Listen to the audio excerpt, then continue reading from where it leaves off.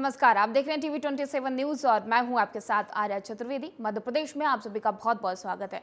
चलिए बुलेटिन की शुरुआत करेंगे खबरों से और सीएम डॉक्टर मोहन यादव ने ईवीएम पर दिए गए राहुल गांधी के बयान पर तीखा हमला किया है। उन्होंने कहा कि दुर्भाग्य की बात है, राहुल गांधी को राजनीति की समझ नहीं है, उन्हें तो लोकतंत्र की ही समझ नहीं है। निष्पक्ष चुनाव के लिए ईवीएम जैसे वोटिंग मशीन से लोकतंत्र का मान बढ़ता है, भारत का मान बढ़ता है। उसी पर सवाल खड़ा करना बेहद आपत्तिजनक है।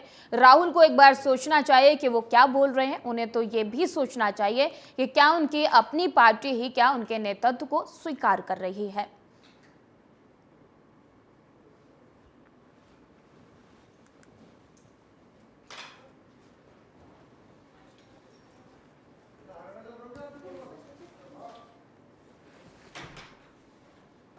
देखो, बड़ा दुर्भाग्य के साथ कहना पड़ रहा, राहुल गांधी को ना हिंदू धर्म की समझ है, ना लोकतंत्र की समझ है, ना वो ईवीएम जैसी एक निष्पक्ष चुनाव की वोटिंग मशीन जिसके भरोसे से दुनिया में भारत का मान बढ़ता, लोकतंत्र का मान बढ़ता है। मैं समझ सकता हूँ कि राहुल गांधी जी को विचार करना चाहिए वो क्या कह रहे हैं, और उनके पार्टी के लोगों को विचार करना चाहिए कि वो राहुल गांधी जी को इस स्थिति में नेतृत्व करता। भोपाल में लोकसभा चुनाव का बिगुल बजते ही राजनीतिक पार्टियों ने अपनी अपनी तैयारियां तेज कर दी हैं। बताया जा रहा है कि अगले सप्ताह में से एमपी में वीवीआईपी की मौजूदगी में चुनावी रण शुरू हो जाएगा और मध्य प्रदेश में चुनाव प्रचार अभियान के लिए पीएम नरेंद्र मोदी, अमित शाह, राहुल गांधी, प्रियंका गांधी वाड्रा, मल्लिकार्जुन खड़गे समेत बड़े दिग्गज अपनी ताकत झोंकेंगे। बीजेपी ने अपने प्लान में दर्जनों वीवीआईपी नेताओं के दौरे की प्लानिंग कर रही है।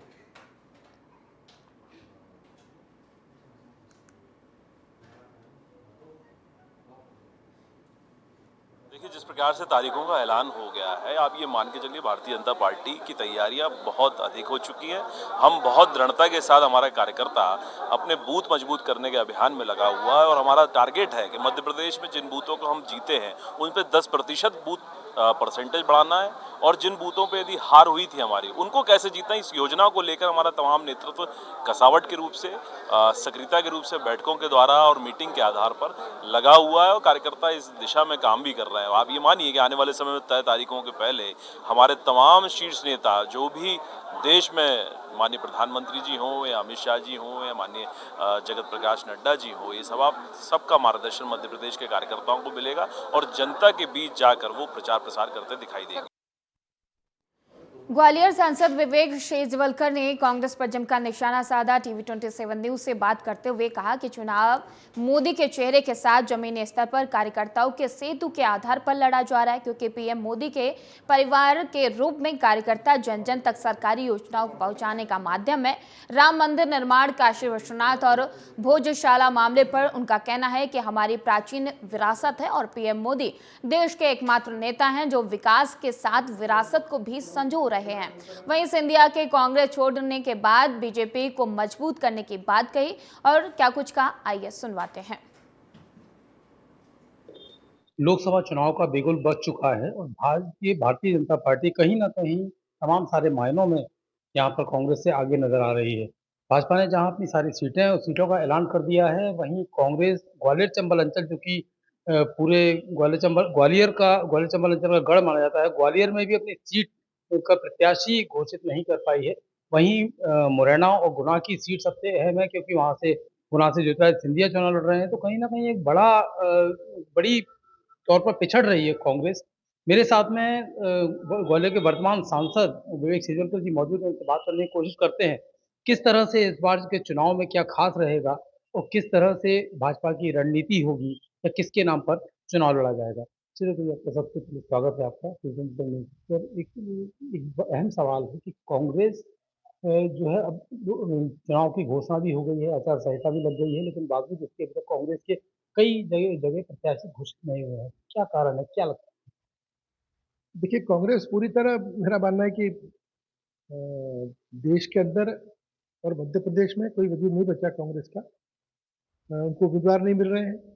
जहाँ-जहाँ राहुल जी की यात्रा गई, वहाँ लोग कांग्रेस छोड़ के भाजपा में शामिल हो रहे हैं, उनकी यात्रा से किनारा कर रहे हैं। ये स्थिति है। उनके पास न तो कोई मॉरली कोई उनका है या मुद्दे उनके पास है नहीं। केवल मोदी जी को भला बुरा कहें, गाली गलौज करें, यही उनके मुद्दे हैं। तो जनता अब समझ चुकी है। भारतीय जनता पार्टी का जो 10 साल का कार्यकाल मोदी जी के नेतृत्व में रहा है, जो बहुत परिवर्तन हुआ है, देश बदल रहा है। और जैसा कि मोदी जी का कहना है कि जब आज़ादी के 100 साल पूरे होंगे तो देश दुनिया का सिरमौर बनेगा। वहीं एक आखिरी सवाल है कि ज्योतिरादित्य सिंधिया के कांग्रेस से भाजपा में आने के बाद ग्वालियर अंचल में, खासतौर पर मध्य प्रदेश में ग्वालियर अंचल में कितना मजबूत हुई है ये प्रोसेस? देखिए, सिंधिया जी कांग्रेस के साथ थे, अब वो भाजपा के साथ है, तो निश्चित रूप से कांग्रेस बहुत कमज़ोर हुई है। और कांग्रेस कमज़ोर हुई है तो इसका फ़ायदा तो केवल और केवल भाजपा को ही मिलना है। तो भाजपा को फ़ायदा मिल रहा है उसका, और आगे भी मिलेगा। इस बार 400 पार। 400 पार, 29 की 29 सीटें बीजेपी की मध्य प्रदेश में आएंगी। छिंदवाड़ा भी इस बार उनसे छीन लेंगे हम, इसका मुझे पूरा भरोसा है। बिल्कुल, तो छिंदवाड़ा भी इस बार छीन लेंगे उनसे हम, चूँकि कमलनाथ मुख्यमंत्री के बेटे वहाँ से नकुलनाथ हैं मैदान में। तो कहीं न कहीं कांग्रेस के जो लगातार हार का कारण है वो तुष्टीकरण की बात कर लें, चाहे तमाम सारी चीज़ों की बात कर लें, वो चेहरा अब तक नहीं दे पाए हैं। और ग्वालियर चंबल अंचल में कहीं न कहीं प्रत्याशियों को ना उतारना कई सीटों पर, वो कांग्रेस को काफ़ी पीछे छोड़ता है। इसका साफ तौर पर कहना है कि नेताओं की कमी यहाँ पर कांग्रेस में नज़र आती है। तो ज्योतिरादित्य सिंधिया के भाजपा में शामिल होने के बाद कहीं न कहीं भाजपा भी मजबूत हुई है, कांग्रेस निश्चित तौर पर कमज़ोर हुई है।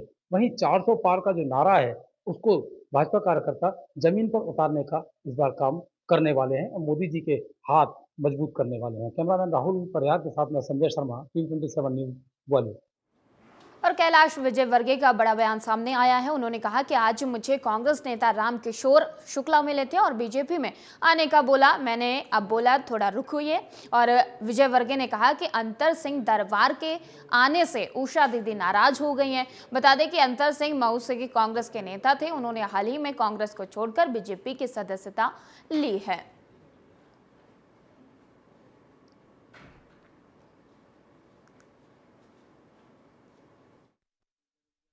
अच्छा, धार भी चले गए आपका, तो धार के भी कार्यकर्ता है क्या? अच्छा, हाँ, जिले में महू, इंदौर में और लोकसभा में धार में। हाँ, तो धार के भी है। हाँ, कम से कम तो जितना ही, अब तो आपकी आधी कांग्रेस तो आई गई है। आज वो रामकिशोर शुक्ला आए थे, फिर क्या रुक जाए यार थोड़ा। सच, कसम से क्या, झूठ नहीं बोल रहे। मैंने कहा भैया तो रुक जाए जरा, अभी अंतर सिंह के आने से तो उषा दी से नाराज हो रही, तेरे आने से क्या हो गया? तो मैंने रामकिशोर को बोला कि अभी नहीं भैया, तो थोड़ा कांग्रेस में बने रहो यार, कुछ तो 2-4-5 लोग बने। तो अच्छा है। धार का भी आपने कितने का टारगेट लिया? लाख से तो ऊपर जीतना ही चाहिए। पिछली बार से हम 1 लाख से जीते थे। 62 एक बार, बहुत बढ़िया। तो यह तुम्हें ध्यान ही नहीं रहता। हाँ, सवाल है। अच्छा नहीं यार भैया, दिल से भैया, 1 लाख के बाद 1.25 लाख।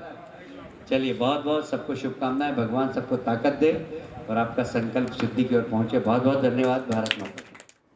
और मध्य प्रदेश के पूर्व मुख्यमंत्री शिवराज सिंह चौहान ने राहुल गांधी पर निशाना साधा है और उन्होंने कहा कि उन्होंने अपनी एक और विकास विफल यात्रा खत्म की है। राहुल गांधी की दोनों यात्रा भारत जोड़ो, कांग्रेस छोड़ो और कांग्रेस तोड़ो यात्रा साबित हुई है। न्याय यात्रा कांग्रेस के लिए अन्याय यात्रा साबित हुई है। इसके साथ ही शिवराज सिंह चौहान ने राहुल गांधी से 4 सवाल भी पूछे हैं।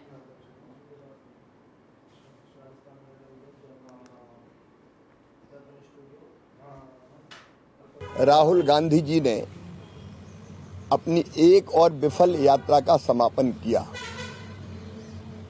राहुल जी ने 2 यात्राएं की और वो 2 यात्राएं भारत जोड़ो कांग्रेस तोड़ो, कांग्रेस छोड़ो यात्रा साबित हुई और जहां जहां से गुजरी वहां कांग्रेस बुरी तरह पराजित हुई। और न्याय यात्रा ने भी कांग्रेस के साथ अन्याय ही किया। जहां जहां से वहां गुजरे, कांग्रेस या तो हारी या शीर्ष नेताओं ने पार्टी छोड़ी। मैं राहुल जी और खड़गे जी से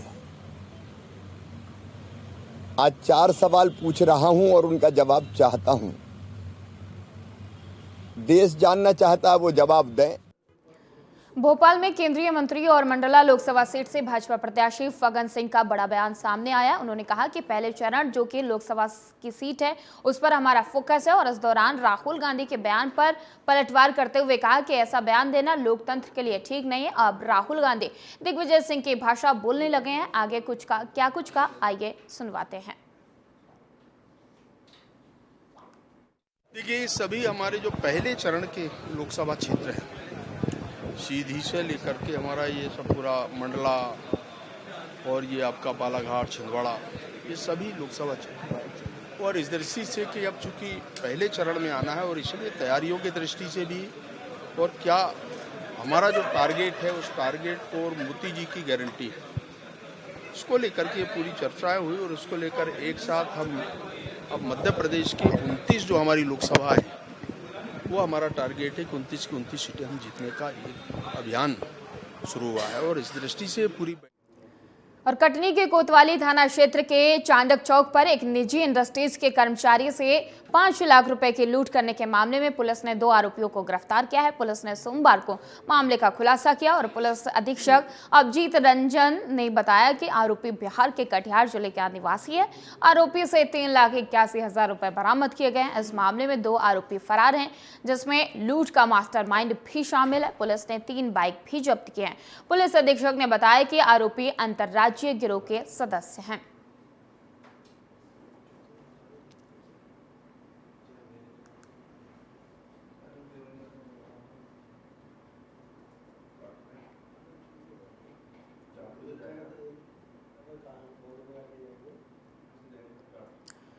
और ग्वालियर में पुलिस को चुनौती देते बदमाशों का वीडियो सोशल मीडिया पर वायरल हो रहा है। वीडियो में देखा जा सकता है कि अवैध हथियारों को हाथ में लेकर प्रदर्शन करते हुए बदमाश देखे जा सकते हैं। पूरा वीडियो ग्वालियर के छोटू कठेरिया के फेसबुक प्रोफाइल पर टैग किया गया है। वीडियो वायरल होने के बाद पुलिस ने मामले की जांच पड़ताल शुरू कर दी है।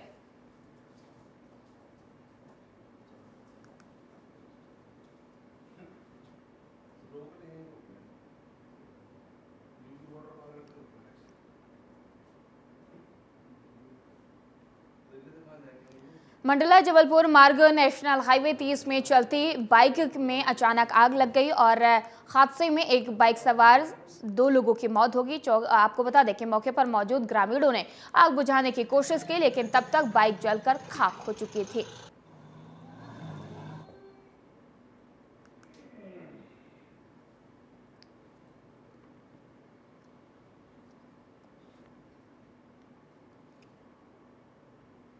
और निवाड़ी के औद्योगिक क्षेत्र में गणेश स्टोन क्रेशर पर काम करने वाले एक कर्मचारी का शव फंदे पर लटकने से क्षेत्र में हड़कंप मच गया।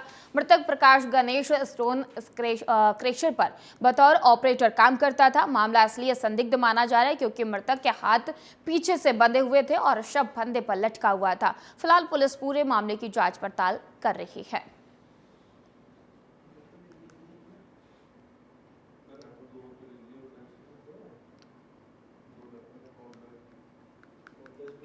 प्रकाश पाल निवासी जिजोरा के रहने वाले हैं, जो कि गणेश स्टोन क्रेशर में बतौर ऑपरेटर काम करते रहे हैं।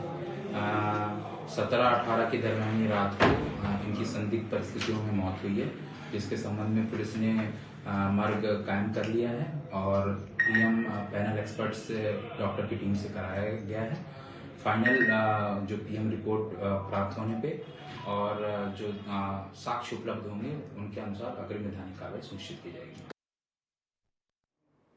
चलिए बात करेंगे हमारे छत्तीसगढ़ के पूर्व मुख्यमंत्री भूपेश बघेल के खिलाफ एफआईआर दर्ज होने के से राजनीतिक गलियारों में हलचल बढ़ गई है। इसे लेकर आज कैबिनेट मंत्री और लोकसभा प्रत्याशी ब्रजमोहन अग्रवाल बघेल के आरोपों पर कहा कि महादेव का प्रकोप कांग्रेस पार्टी और पूर्व सीएम बघेल पर दिख रहा है। इतना डर है उन्हें क्यों सता रहा है और अपने ही बने हुए जाल में वो फंसते जा रहे हैं। अब आरोप लगा रहे हैं छत्तीसगढ़ में शराब, कोयला, पीडीएस और गौठन समेत न जाने क्या क्या घोटाला हुआ है। एक घोटाले में हुई एफआईआर से ही घबरा गए। कांग्रेस सरकार ने कितने एसआईटी गठित किए, लेकिन किसी भी एसआईटी में कोई ठोस परिणाम नहीं आया। जांच एजेंसी अपना काम कर रही है, भूपेश बघेल को उनमें सहयोग करना चाहिए।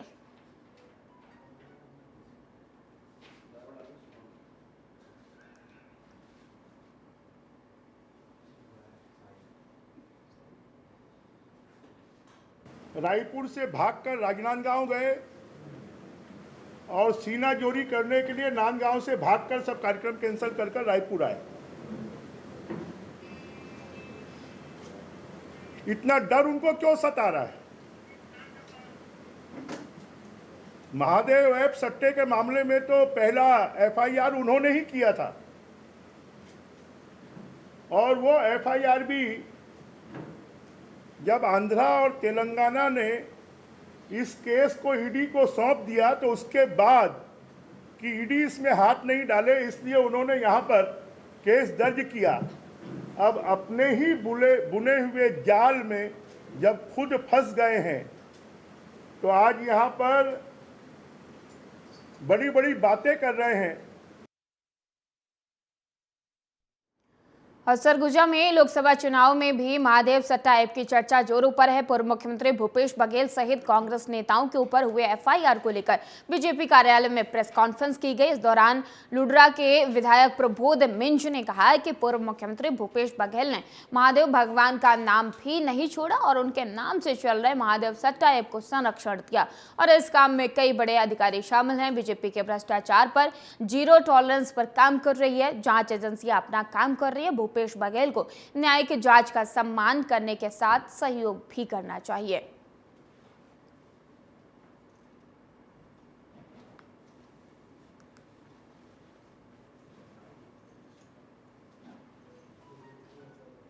महादेव जी भला भी करते हैं और बुरा भी करते हैं। जो जैसा करता है उसके हिसाब से उस पे वो उनकी कार्रवाई, उसकी नजर रहती है। तो हो सकता है महादेव जी की उसमें तेज दृष्टि रही हो और इसका खामियाजा उनको भोगना पड़े।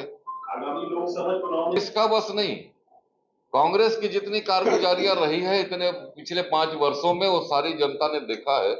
इस भ्रष्टाचार को नहीं, सारे भ्रष्टाचारों को देखा है, इनके कुशासन को भी देखा है और नरेंद्र मोदी जी के सुशासन को भी देखा है। तो निश्चित रूप से हम जो 400 पार का नारा है वो 400 पार होगा और छत्तीसगढ़ में भी 11 की 11 लोकसभा सीटें भारतीय जनता पार्टी चुनाव जीतेगी।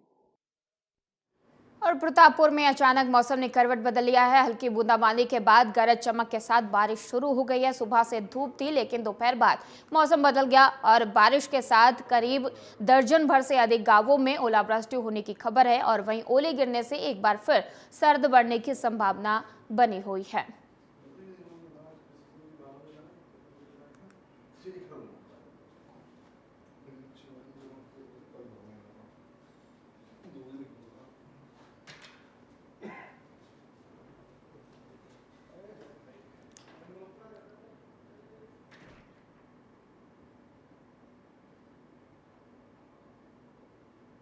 और बिलासपुर में 3 साल की मासूम के साथ रेप के बाद हत्या के मामले में परिजनों ने आरोपी को फांसी देने की मांग की है। साथ ही उसके घर पर बुलडोजर चलाने की मांग को लेकर नेहरू चौक पर प्रदर्शन किया। प्रदर्शन के दौरान परिजनों ने बताया कि उसकी मासूम बच्ची के साथ रेप कर उसको मार डाला गया है। जिस आरोपी ने इस घिनौनी वारदात को अंजाम दिया उसको फांसी दी जाए और उसके घर पर बुलडोजर से उसे गिराया जाए।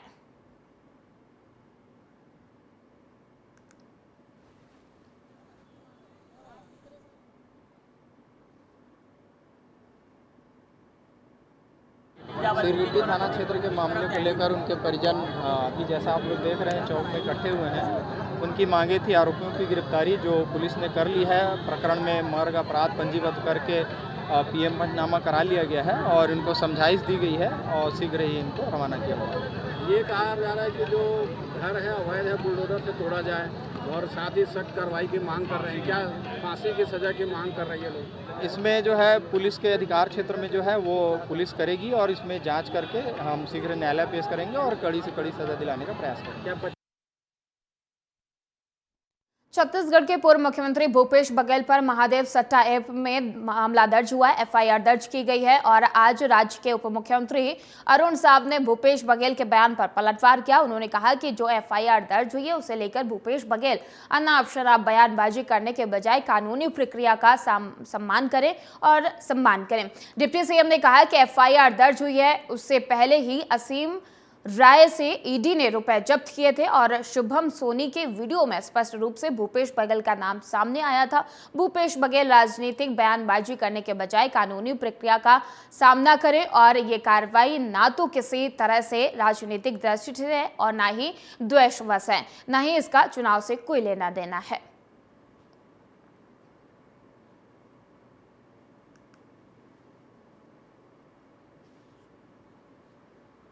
देखिए, आप भारतीय जनता पार्टी सुचिता की राजनीति करती है, जनता के लिए राजनीति करती है, कार्यकर्ता आधारित पार्टी है, जनहित में काम करने का काम भारतीय जनता पार्टी का है। भ्रष्टाचार पर जीरो टॉलरेंस ये हमारी नीति रही है और उसी पर हम चल रहे हैं। आज कांग्रेस मुद्दा विहीन है, विपक्ष मुद्दा विहीन है, विपक्ष के पास न नियत है, न नेतृत्व है, न काम है, इसलिए बेबुनियाद आरोप लगाने का प्रयास। और छत्तीसगढ़ में भारतीय जनता पार्टी ने लोकसभा प्रत्याशी संतोष पांडे ने प्रेस कॉन्फ्रेंस की। इस दौरान पत्रकारों से बातचीत करते हुए लोकसभा प्रत्याशी संतोष पांडे ने कहा कि पूर्व मुख्यमंत्री भूपेश बघेल ने छत्तीसगढ़ की जनता के साथ धोखा किया है। महादेव ऐप में एफआईआर दर्ज होना स्वाभाविक है और उसमें उनके कई मंत्री अधिकारी भी लिप्त हैं और अभी तो बहुत सारे मामलों में और भी खुलासे होने बाकी हैं।